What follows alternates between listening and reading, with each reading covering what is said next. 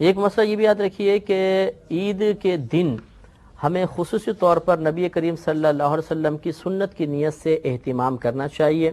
لہٰذا یہ سنت کریمہ ہے کہ عید کے دن جسم کی صفائی وغیرہ کرنا، بال وغیرہ بنوانا، ناخن کاٹنا، اس کے علاوہ غسل کرنا، نئے کپڑے میسر ہوں تو نئے ورنہ پرانے کپڑے دھو کر پہننا، اس کے علاوہ اچھی طرح عطر وغیرہ ملنا، سرما لگانا اس دن خاص طور پہ سنت ہے، مسواک وغیرہ کرنا. اور یہ نبی کریم صلی اللہ علیہ وسلم کی عادت کریمہ تھی کہ آپ ایک راستے سے عیدگاہ میں جاتے تھے اور دوسرے راستے سے واپس آتے تھے. لہذا ہمیں بھی یہ کوشش کرنی چاہیے کہ ایک راستے سے جائیں اور جب واپس آئیں تو راستہ بدل لیں، کسی اور راستے سے آئیں، تو یہ سنت کریمہ پر عمل کی سعادت حاصل ہوگی. اس کے علاوہ ہمارے نبی کریم صلی اللہ علیہ وسلم جب عیدگاہ کی طرف جاتے تھے تو پیدل تشریف لے جاتے تھے، سواری پر نہیں جاتے تھے. لہذا اگر ہماری مسجد یا عیدگاہ وغیرہ قریب ہے اور پیدل جانا ممکن ہو تو پھر پیدل ہی جانا چاہیے. ہاں اگر فاصلے پر کہیں دور جا کے ہم نے نماز ادا کرنی ہے تو وہ الگ مسئلہ ہے، پھر ہم سواری پہ جا سکتے ہیں، لیکن قریب ہو تو بہرحال پیدل جانا ہی سنت کریمہ ہوتا ہے.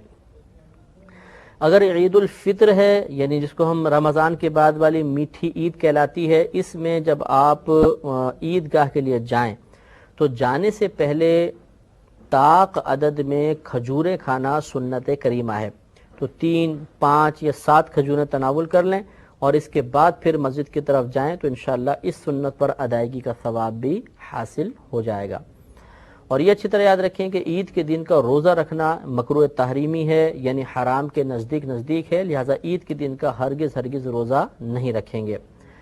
عید کی نماز ادا کرنا یہ واجب ہوتا ہے اور 2 رکعت نماز ہوتی ہیں. اس کا طریقہ انشاءاللہ میں آپ کو عرض کرتا ہوں. عید کی نماز کے بعد آپس میں مبارکباد دینا، گلے ملنا، یہ مستحبات ہیں اور مسلمانوں میں رائج ہیں، اس میں شرعاً کوئی حرج نہیں ہوتا ہے.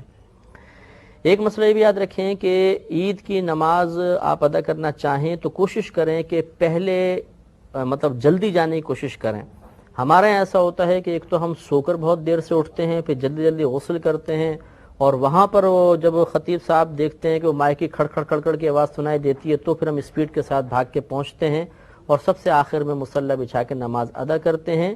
اور راہ فرار اختیار کرنے میں سب سے پہلے ہم ہوتے ہیں، کیونکہ سب سے پیچھے ہوتے ہیں تو سب سے پہلے نکل جاتے ہیں. تو ہمیں کوشش کرنی چاہیے کہ عید کے دن آگے سے آگے رہیں اور پہلی صفوں میں نماز ادا کرنے کی کوشش کریں کہ مجمع جتنا بڑا ہوتا ہے اللہ کی رحمتیں اتنی زیادہ نازل ہوتی ہیں اور اگلی صفوف پر خاص طور پر رحمتیں نازل ہوتی ہیں، لہٰذا اس دن میں سستی نہیں کرنی چاہیے.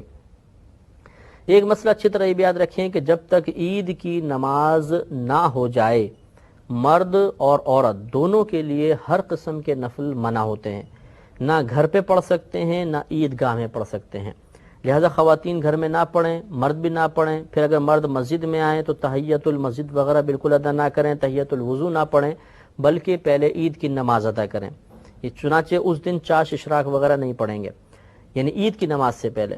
پھر اس کے بعد جب عید کی نماز ہو جائے تو پھر بھی مردوں کے لیے سنت یہی ہے کہ وہ عیدگاہ میں یا مسجد میں ہی نماز ادا نہ کریں، بلکہ اپنے گھر جا کر اگر چاہیں تو پھر چاش اشراق وغیرہ ادا کریں. اور جو گھر کی مسلمان بہنیں ہیں وہ بھی مردوں کی جماعت کا انتظار کریں، قریب ترین مسجد میں جب جماعت ہو جائے اس کے بعد وہ گھر پر اپنے نوافل وغیرہ ادا کر سکتی ہیں، اس سے پہلے ادا نہ کریں.